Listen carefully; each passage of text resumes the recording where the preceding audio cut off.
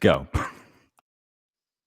Hi guys. I am at my mother's you can see it's not my normal, I'm letting you see what's behind. Some modern sculpture, a picture of me, a very nice hand painted screen. And I'm at my mother's in San Francisco because this was supposed to be and is in some ways, and we'll get to that in a minute, a very blessed and wonderful weekend in that my mother turned 78 years young, and she is young. My mother retired yesterday, May 29th, 2020. My mother retired from working full time at the age of 78. She sat on the board of nursing. Not only did she work full time, she commuted to and from Sacramento from San Francisco on her last day of work. So that's the kind of genetic stock I come from. 78, didn't retire until yesterday, and realized she was going to retire anyway. But obviously, being on the board of nursing during the time of COVID, that's a stressful time for a woman half her age. So good for my mom. She retired yesterday. I got here last night at about 10 o'clock. I was a little concerned on my way. Hi, Tom Wilson. I'm not going to say hi to everybody, but I'm so grateful for those of you popping in. Hi, Evie. Thomas, we're going to talk. I saw your message and it's exciting. I am going to tell you that I'm going to do my level best to do the entire show, but there's a lot going on and we're going to talk about as much of it as we can get to. So my mother retired yesterday. Today is her 78th birthday, and we just had dinner, takeout Thai, because a lot of San Francisco is still on lockdown, and I don't believe you can sit in restaurants up here yet. I don't even know. It's so piecemeal, what you can do, what you can't do. And on my drive up, as if we weren't already, but that's how perfect storms work, as if we weren't already a little stressed out in these unprecedented times, a very unfortunate thing happened since we were together last Saturday night. A young man was tragically killed on Monday night in Minneapolis by law enforcement. I'm going to be very, very candid with you. I have not seen 1 inch, one frame of footage. I have not read more than a paragraph on the circumstance. And I'll tell you why, because if a picture is worth 1,000 words, a picture paints 1,000 words. When I signed on to my Apple News on Tuesday morning, they had the image of the young man pinned to the ground and the knee on the neck. And the image was so monumentally disturbing to me. And it painted a picture, and I'm intuitive, and I understood the stress, the tension, all the perfect storm. And it was monumentally upsetting to me. And I knew that I didn't need to know the story, because I know the story, because it's not a news story. It is a new news story. But I'm gonna go back before I can go forward. Okay, so have a little patience with me if you'd be so kind. I grew up in Miami, Florida. I jokingly say it's the capital of Cuba, but Miami is a very diverse city. And it's a small city, it's a tight city. It has since sprawled, but when I was a kid, downtown and Miami Beach and where we lived, Kendall was considered very far suburbs. If you got past 72nd Avenue, 72nd from, where it starts, because Miami's a grid, that was like, you were in China, you were in the Everglades. And I'm going to be careful not to mention names, although all of this can be Googled. But I grew up in Miami. I was born in 1962. You guys know my age. You know it well. I don't care. And, I was alive during the 68 convention on Miami Beach, the horrible convention. 1968 was an election year, and it was a disaster, and for a lot of reasons. And I remember hearing when I was a child that, it wasn't too long ago that African Americans weren't allowed north of Flagler, which separates the north part of the grid from the south part of the grid, after midnight. And, it was the 60s and all that implies. And all that implies. And I'm going to try not to get terribly emotional, Tomorrow, which is something that'll buoy my spirits to talk about, tomorrow is my 30-year anniversary in comedy. And oddly enough, in my first year of comedy was when we had what we had in LA, the Rodney King riots, and everything that came after that, and Reginald Denny. And I actually know the helicopter pilot who brought the helicopter down, who was a personality on KFI, who was actually transgender, if I'm not mistaken, a Vietnam vet, or maybe Iraq, a war vet, helicopter. Zoe, I don't think Zoe's old enough to have been in Vietnam. Zoe Tur, and was that pilot who you know. So I was thinking about a lot of things, and what came back to me full circle was the spring of 1980. And when I was in high school in Coral Gables, Florida, right around Easter of 1980, and this can all be Googled, but I didn't even bother before the show because it's fresh in my mind. When I was in high school in 1980, a dear friend of mine, and I'm not going to say her name, even though this can all be Googled, and we're all friends. Everybody I'm going to mention is still my Facebook friend, came to me and showed me a newspaper article in the Miami Herald. It was a small article, actually, interestingly enough, with a small picture of her brother. And I said, "Oh, so-and-so's in the paper." And I was excited, like, "Hey, what's he in the paper for?" And she whispered, and said, you know, and I grabbed the paper. She's like, "Why are you tamping it down, whispering?" Well, what happened was that there was an insurance salesman named Arthur Mcduffie, black, and he did something where he didn't stop, and the police chased him. And once they got him, they beat him to death. Adrenaline, you know, the frenzy. Arthur Mcduffie was beaten to death in Miami, Florida. And they would have gotten away with it. It's always the cover up. Except my friend's brother couldn't live with the guilt. Because one of the things they said was cause of death was blunt force trauma to the head. Well, in the frenzy, he admitted that he had, kicked him in the head. And he was the officer who came forward and admitted that Arthur Mcduffie did not die from, a fall, because I believe he was on a motorcycle, and, the word was that he had, crashed his motorcycle. And again, I haven't Googled this because it feels like it is in my mind. And so Arthur, and I remember on TV seeing his mother, Arthur Mcduffie's mother, saying, after all the news came out, and I'm not being funny, I'm saying like her pain, she was all just, and she was like, "They beat him like a dog."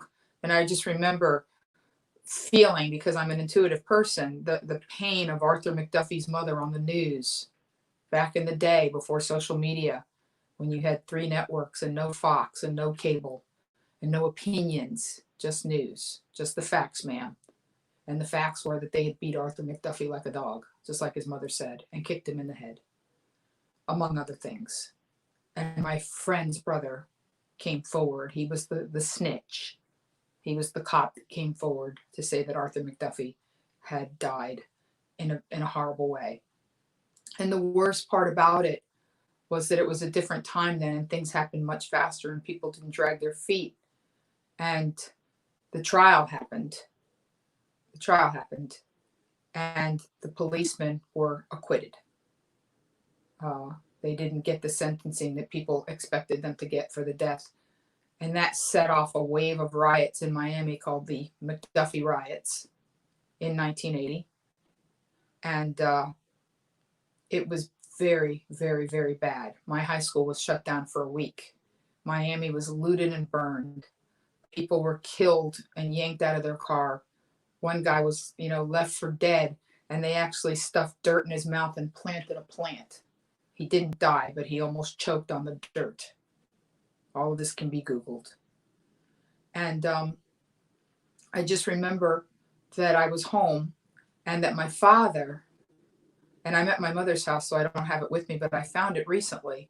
How ironic, when I was going through my things to share with you guys, that my father used to like to go to the gun range in Miami, the Tamiami gun range. and we would shoot. I'm not a violent person, and I'm not one for guns. And that was very ironic because we grew up in the age of Vietnam, and there was a time when my father, so horrified by the violence of Vietnam, would not allow my brothers to even have cap guns. He just didn't want any sort of war toys in our house. No guns, no cap guns, no GI Joes. We didn't have them. My dad's an architect. He's an artist. He's a peaceful man. But first, time passes, and it's Miami, and it's that spring of 1980 was the Mariel Boatlift, which can be seen prominently at the beginning of Scarface. And Miami was a crazy, dangerous place to be in 1980, and for a few years after that.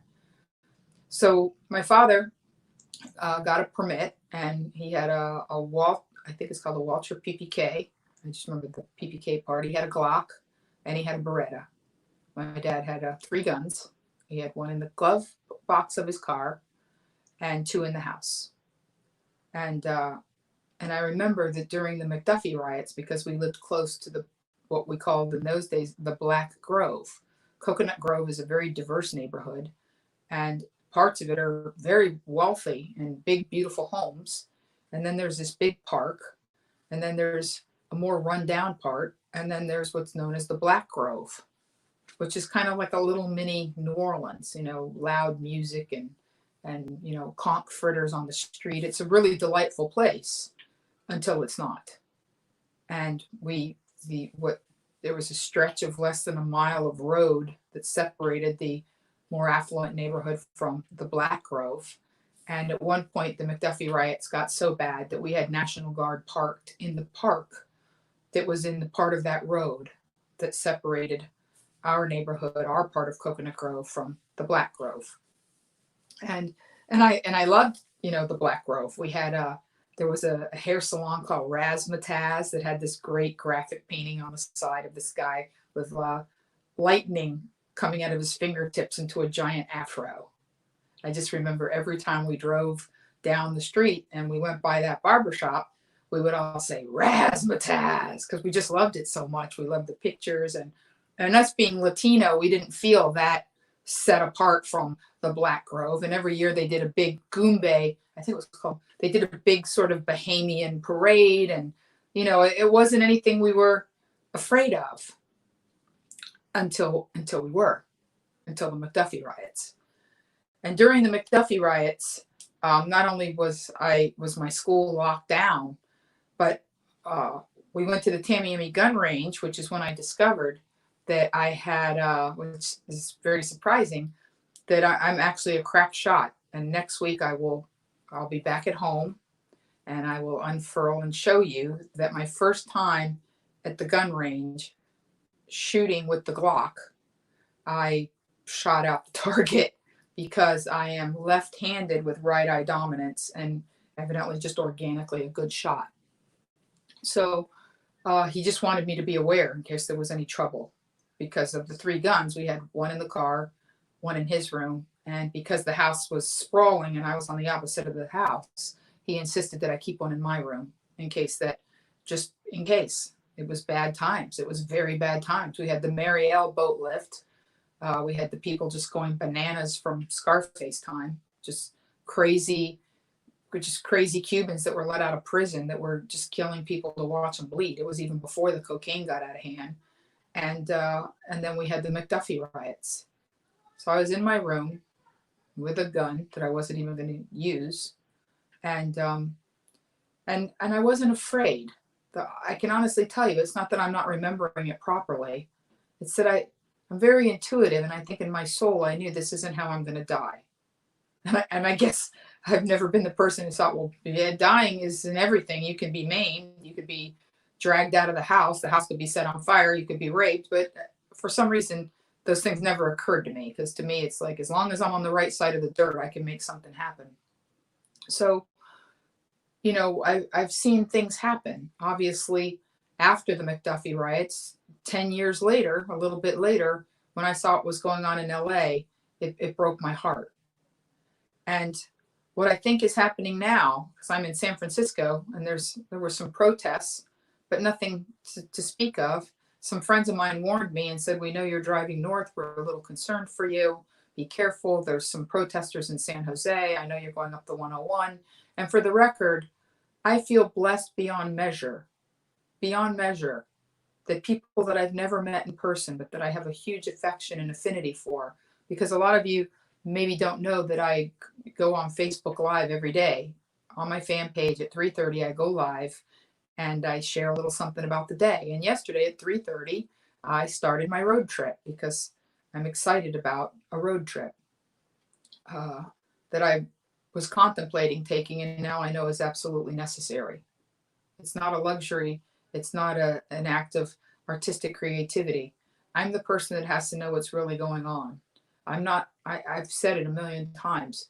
Don't post videos on my Facebook page or send me a private message. Watch this before it goes down, or this is, their agenda. Or on my 3:30 today, I said that, I feel like there is a perfect storm of job loss and websites crashing and loans not showing up, or people saying that the runway is going to end July 31st and they still don't know what's going to happen. And I think the looting, and I hate to say it, is more about that tension, that lockdown. My dad always said, repression creates perversion. Repression creates perversion. And I thought about, 10 weeks of being in my apartment and how peculiar it felt to get in a car and drive to my mother's. And there wasn't a lot of traffic. I got to San Francisco pretty quickly. And I had to stop to get gas one time. I couldn't make it all the way up on a full tank. And when I stopped, I had to use the restroom. And the restroom in the gas station was, 1974 filthy, with the old school blower that had been metal and maybe got graffitied and was painted in chalky white. It was filthy. And not to be graphic with you people, but I have very strong thigh muscle, so I know how to use a ladies' room without any part of my body touching any part of the ladies' room. And it was so, I had to use the facilities that I didn't even want to do an elbow on the sink, like to get the water started. I had my antibacterial and I touched nothing. And I remember thinking that the silver lining is that there's a lot less places like that, I'm sure, than there were before. And I also, because I want to digress a moment to say something positive. There's a lot of positive, and I'll get to that in a minute. Is that the cruise ships? I've been getting a lot of emails from cruise ships because they're going to be leaving again August 1st out of Florida, and because I work very hard to be funny. My first cruise is August 3rd. I'm going back to work in some form August 3rd. But I am going to make this road trip while I'm not working, because now it's important to see what's really going on. I am that person, now we're going full circle, that tells people, don't send me, unvetted news stories and retweets and cut and paste. I need to see things. And boy, nothing says hello like an email from the building that I live in saying not only are we, locking the lobby of the building, and not only are we making, absolute certainty that everybody in our building adheres to the LAPD enforced 8 p.m. curfew. To go, a step further, they just said we're going to be monitoring the building, everything's locked, etc. And I actually got that email before I even got the LAPD text to my phone. And a flood of memories came back to me, because what I know, and I've been alive during the civil rights movement. I was alive when, Martin Luther King and Robert Kennedy was shot. I was alive when JFK was shot, but I was an infant. I was alive during Vietnam and Watergate and the Mcduffie Riots.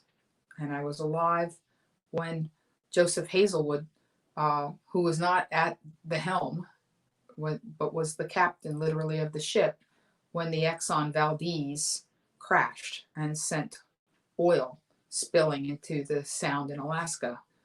And what I want to say about that is that nothing happens in a vacuum. You know, number one, he wasn't at the helm. But that being said, it wasn't about Joseph Hazelwood, who, by the way, this I did look up after my 330, only did community service and a $50,000 fine. That's what happened to the man who basically sent thousands and thousands and thousands of gallons into a pristine sound in Alaska. I don't know what's going to happen to the policeman who I don't even know his name because I don't want to commit it to memory. Of course, I know Floyd's name. There's no way to be alive today and not know that name. And what I absolutely know as a Hispanic female, is that the world is changing dramatically and quickly. And this pandemic has accelerated it. I know, and I'm grateful to know, that most people under 40 in this country are colorblind. They're experiential. They are not like their parents. They're very, very different. And the millennials are different, and the Gen Zers are even more different, in that they don't even care about ownership. They're not interested in owning homes or even cars. They Uber and they rent and they dispose of things and they upsell. I forget what it's called, but recycle furniture, upcycle. Duh. And I always jokingly say I'm the world's oldest millennial, but maybe I'm the world's oldest Gen Zer, because they're really about how things feel, how you feel in somebody's company. They don't care if you're, a black transgender Jew. They don't care. If they like you and they feel good around you and you've got good vibes, they're in. And I like that world. That's a world that I do very well in. Because I have to say, I don't even think that it's possible. I don't think that in fact, I'm sure that it is not. In the Bible, it says, resist ye not evil. Don't push against it. It's not necessary. What's important is to go in the other direction. And I said this on my 330 on Facebook Live, but I want to elaborate on it. We don't have to get through this. We have to outgrow it. We have to rise above it. We have to be better people. Now, I can't tell, because the way the camera's turned to me, if there's even anybody watching, or if you even care. Maybe I'm saying things that are a turnoff to you, and maybe this isn't what you expected. But I'm okay with that, because what's important to me is that I have to say that I have no agenda. You know that I'm not a political person. I have no agenda outside of what I believe to be what I call a completely objective truth. The truth is objective. It's not perception. I know people say that, but there is a truth, just like they say on the X-Files, the truth is out there. There is an objective truth. I've never seen Jupiter, but I know that it exists. I believe that it exists. I believe that it's a certain size and it has certain gases and that it weighs a certain amount and that it takes X amount of time to spin. I don't see truth, but to me, truth is Jupiter. It's big and it's real and it exists. And I don't get to pick how it is. It just is. And the only agenda that I try to adhere to in my comedy, in my commentary, in my radio show, in my podcast, and anybody who's seen my stand-up knows it's the truth wrapped in bacon, is that I believe that what's going on right now is exacerbated by what's going on right now.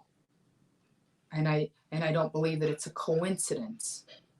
And I don't believe that this match point, this flash point, what makes me sad, and this I can't say to be true, I can only say that it is my personal belief that a lot of this looting is perversion caused by repression.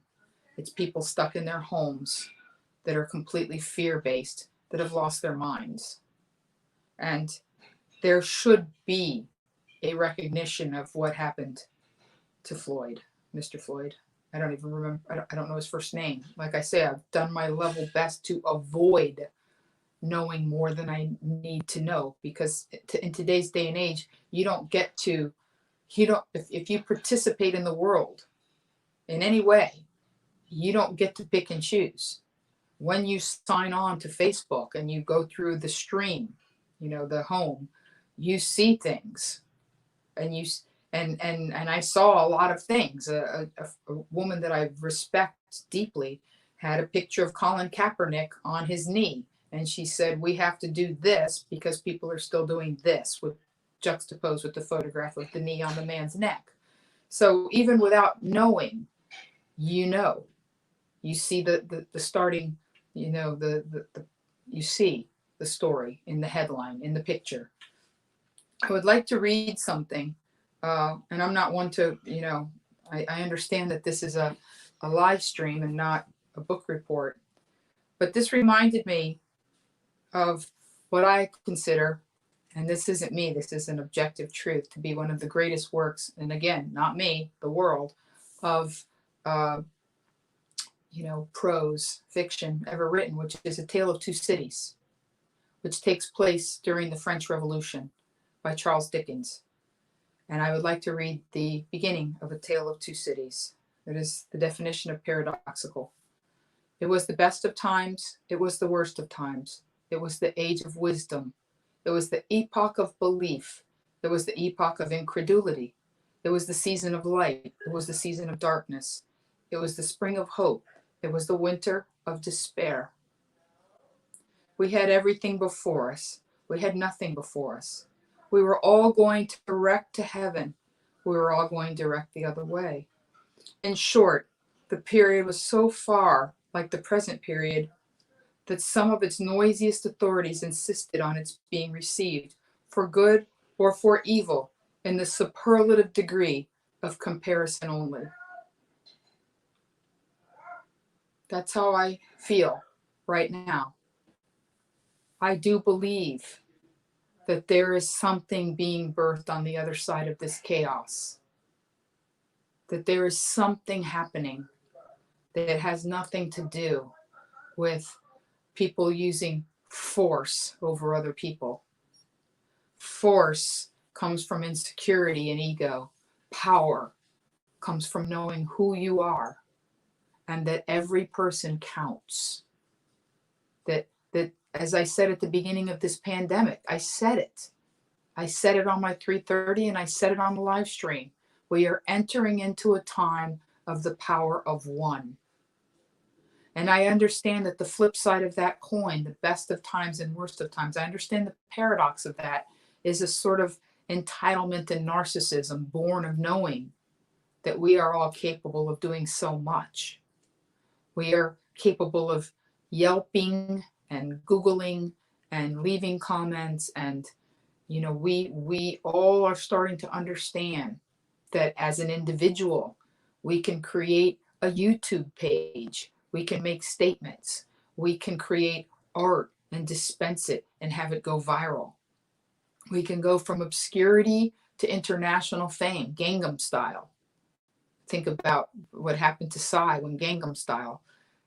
The power of one. These are very good times in some ways because all of us can participate. All of us have the power. It's not me because I was on the radio or I'm a stand-up. It's you. It's you, all of us. We all have a right to go on social media, on Facebook. Back in the day, there was an expression where people would talk about, suicide by cop. And what suicide by cop meant was if you were, hopped up on the goofballs and you didn't want to live anymore, people would commit a minor crime and, pretend they had a gun to force a cop to shoot them. And all I can say is that there are people now, including potentially this officer, who are committing suicide by social media. Every place has a camera. Big Brother is watching us. People are filming everything. I promise you that whoever's looting Nordstrom's is not going to be some anonymous face, although everybody's wearing face masks. How convenient is that? Someone will recognize a scar, a tattoo? Who doesn't have definitive tattoos now? People will be recognized. There will be a time of reckoning. You can't just run around doing horrible, heinous things now, because there are cameras everywhere in everyone's hands on every street corner. But I do believe that there's some people that are committing what I call death by social media because they don't care. They've lost all cabin pressure. They don't understand consequences. Not consequences of, oh, you're going to be arrested and locked up and have a record and go on probation. No, the consequences of putting disorder and chaos into the matrix. There is a price to be paid when you destabilize the good of man.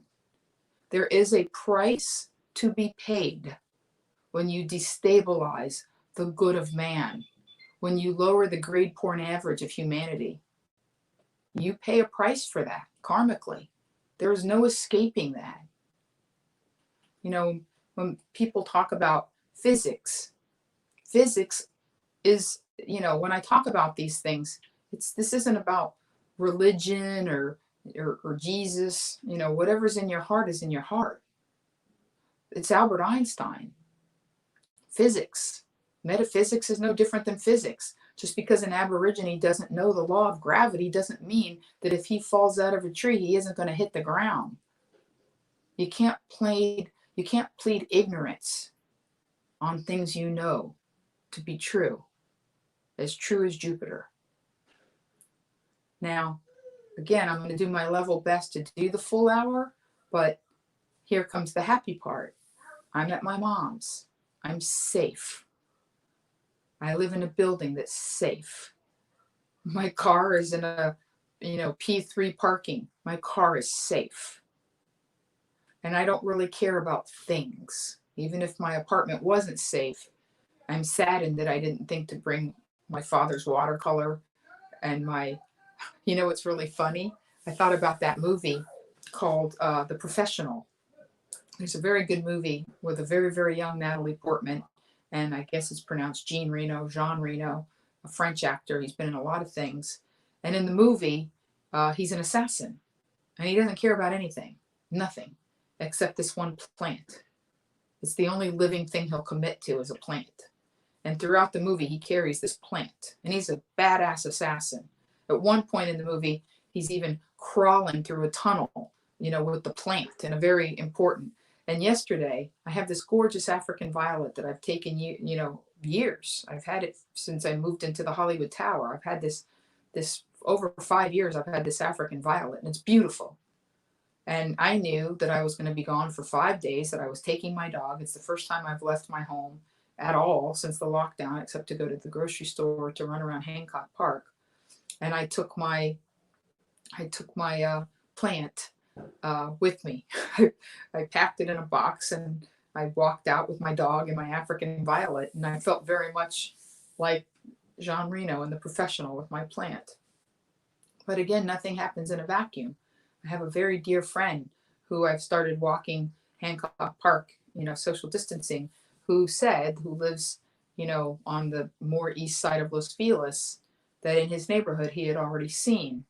And I think I commented on this, but it bears repeating, that he had seen a lot of women sitting in their car with the window down, watching things on their iPhone. And that he realized that in a time of not being able to get away, that just to keep, tempers from flaring and being a victim of a beatdown, that a lot of women had no place to go and nothing they could do but sit in their car to be a little bit safer. And I know that the guy at Gelson's, who I've known for ages, who I love, who always bags my groceries, the guy behind me was buying a lot of booze. And I said, I bet a lot of people are buying more alcohol than normal during the lockdown. He said, honey, you have no idea. So again, repression creates perversion. I would like to think that everybody's doing what they have to do, because what's happening to minorities in this country, and I say minorities because Latinos get the beat down too. They do. Or maybe let's even expand beyond it and say young people with visible neck tats. Whoever doesn't look like the old guard feels like they should look. They are being really challenged.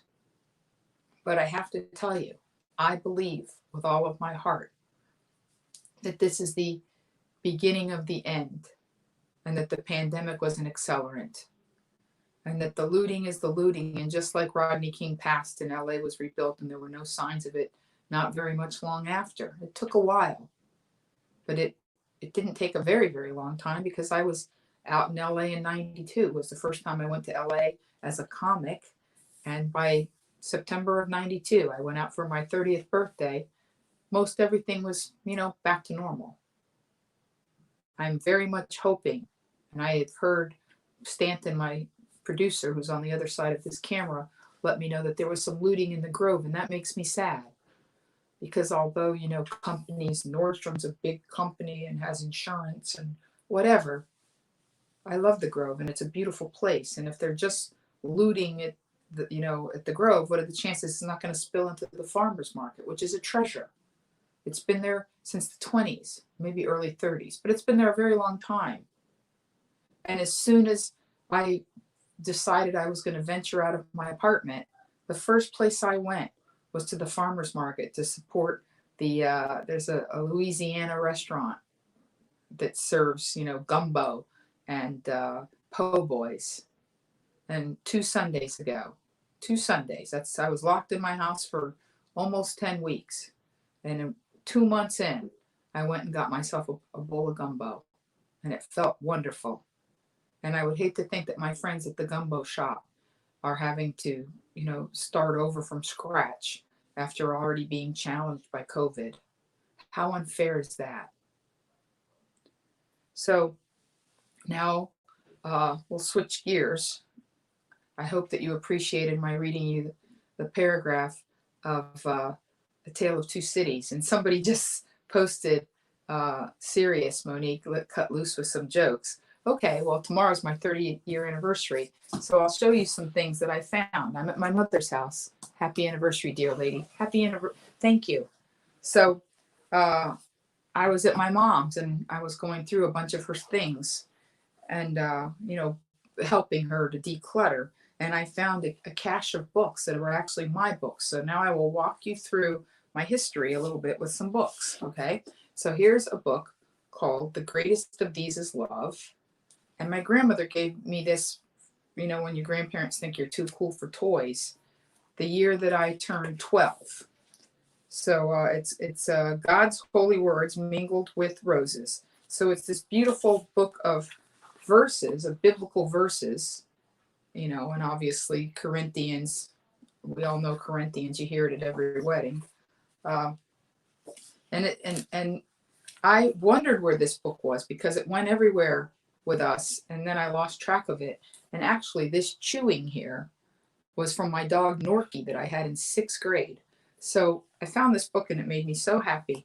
So I'm taking it home with me. My mother doesn't know, but I'm going to sneak it in the rental car. Then this book is called Those Endearing Young Charms. You can see on the back there. And this book was a book that I checked out of the library in Coral Gables. And then they had a book fair and they sold it for $2.98. And the book is Child Performers of the Screen. And it's about, because even when I was a very little kid, I wanted to be a performer. So when I had to do a book report, I did a book report on, child performers. And in this book, it has, and I mean, I got this book was printed in 1971, and it talks about film stars from as far back as the 30s. And in it has Mickey Rooney, it has Carl Alfalfa Switzer, it has Shirley Temple, so it has Margaret O'Brien, who was in The Bad Seed, it has Natalie Wood, it has Jane Withers. I didn't even know Jane Withers had been an actress as a child. So I would read this book, Bobby Driscoll. I would read this book, and I wrote my book report cover to cover. I memorized the kids because I thought, maybe there's some secret clue in their biographies as to how they got famous and ended up in, Secrets of the Sierra Madre, which is, I haven't looked to see if, let's see if he's in here, if Beretta's in here. Robert Blake. Is Robert Blake in here? Because they're in alphabetical order. Nope, Freddie Bartholomew is the only B. So I found this book, and this is old Hollywood right here. So this is going home with me as well. And then I found Watership Down for $4.95. It says $4.95, and I don't know what Watership Down is about. But I know that it's a very serious book, and it's not about rabbits. So it's a powerful new vision of the great chain of being, the celebrated epic of survival and heroism. So there you are. If this is not a book for our time, a celebrated book of survival and heroism. This was a gift from a boyfriend when I was a junior in high school, who said, you really need to read this. And he also gave me The World According to Garp before it was ever a film. And he said, you need to read this. You're strong. You'll get it. You're like Jenny Garp. So there you have it. And then The King of Kings. Well, there's two. They're side by side. My two favorite things, Disney and Abraham Lincoln. So this is the Walt Disney Songbook. It's a hot mess. I had this book my entire childhood, up until the time that it has the songs from Bedknobs and Broomsticks, When I See an Elephant Fly, Alice in Wonderland, I'm late for a very important date. Like, look how great this is. It has the sheet music, the words, and part of the story. And then when I was a teenager, look at the picture on the back. When I was a teenager, I would use it. I'm going to put it close to the camera so you can see the little swipes there. Because it was wide, I would give myself manicures in high school on this book. So you see all the paint splotches. And also, I was always wanting to, be thin. And so one day I notated my calories in the book. You can see that day I had, 1,995 calories. So I guess I was trying to remember before I could get down to my big book of, writing down what I ate. I had a master book that I kept pretty much from 9th grade till I graduated high school of every single thing I ate, so that I wouldn't be chubby. And I was still a little bit chubby. And who knows, maybe if I didn't write it down, I would have been worse. So there you have it. And I love looking through here and seeing, who wrote what songs, because we just assume after seeing, Saving Mr. Banks, that the Sherman Brothers wrote everything, but they didn't. They actually didn't. The songs from the Aristocats is in here. Everybody Wants to Be a Cat. So I'm here with my family, safe, celebrating milestones. My mom retired. Today is her birthday. Tomorrow I was supposed to run Beta Breakers, but it's been rescheduled till September. As I was on here with you, I got texts from several friends saying, are you okay? They've absolutely are demolishing Los Angeles. I don't know that because I'm on here with you and I haven't looked at the news. But what they're demolishing is things. They're demolishing things, material. And I always say that a problem that can be fixed by writing a check is not a problem. Things can be fixed with money and time. But one thing I can tell you is that the human spirit, what makes us us, cannot be demolished. It cannot be done away with. And I remember post-Katrina, and that's why this road trip is becoming ever more important to me. I called my friend PH Fred. That's his name, PH Fred. And I said, Fred, I need to go see with my own eyes how bad it is and to figure out how to help. And he said, well, and we knew this, the water never came above Canal Street, so the quarter is alive, and I'll figure out how to do a benefit. Katrina hit in late August, early September. I was in New Orleans that November. I went and I saw, and I stayed in the quarter, and it felt good just to see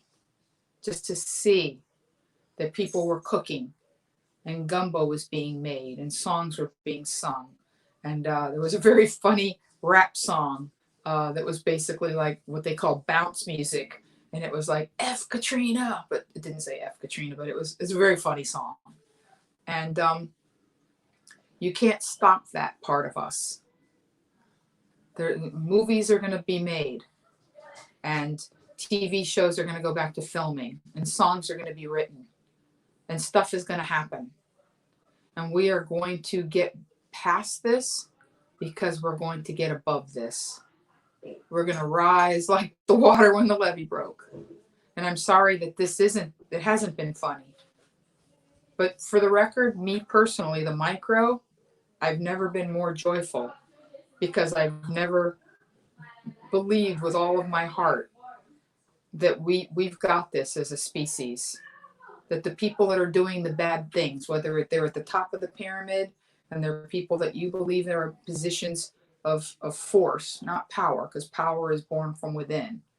Whether you believe that there are forces of evil at the top or in holding offices or, within different agencies, okay, great, fine.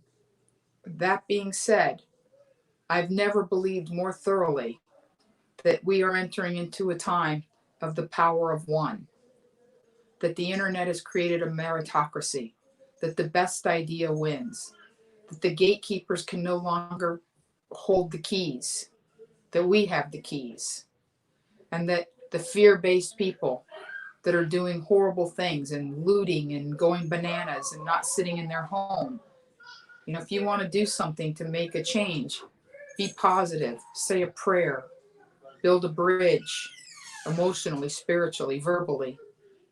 That's what you can very much really do as an individual to make things better. Looting isn't going to do anything for the minority community. Not one single thing, and we already knew that. But I personally, the micro, I have never been more hopeful, and I'm looking for ways to be more helpful. And I'm counting on you guys, and I am going to make this trip. I do want to see what's going on, and I do want to see the aftermath, and I will follow these things to their conclusion because the officer has been charged. And just like Mcduffie, there was an outcome. Just like Joseph Hazelwood, there was an outcome. But the outcome didn't start in a court of law, and it's not going to end in a court of law.